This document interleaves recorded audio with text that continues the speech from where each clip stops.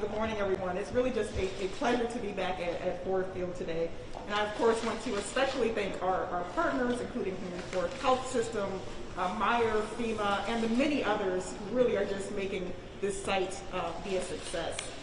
So I'm thrilled that as of yesterday, everyone aged 16 and up here in the state are eligible to be vaccinated. This truly is the best tool that we have to be able to fight this virus back and to save lives.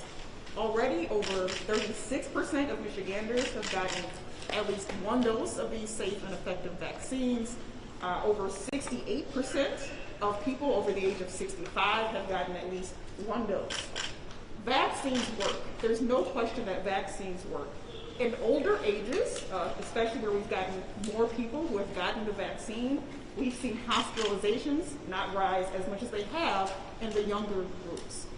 But of course, I'm still concerned, and we have to talk about the data and what we're seeing with cases in the state. So right now, there are over 5,000 new cases of COVID-19 in the state every day, with a 7-day average of 491 cases per million people. The percent of tests that are positive is also increasing. It's now 15.6%, up 38% from the previous week. We're also, unfortunately, seeing more variants of concern, which are more easily transmitted from person to person.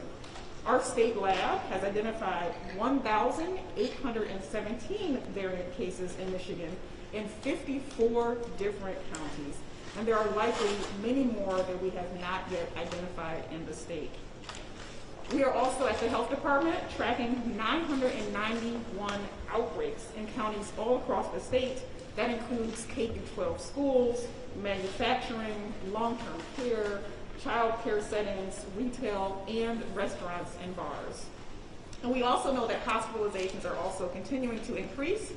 They're up from 2,158 the previous week to 3,127 patients now in the hospital, unfortunately, fighting this terrible virus.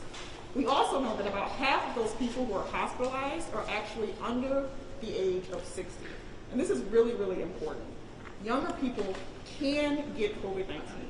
They can get very sick from COVID-19, or they can pass it on to other people who can get very, very sick. So we are all in this together, no matter your age. When you get vaccinated, you're protecting yourself, you're protecting your family, you're protecting your entire community.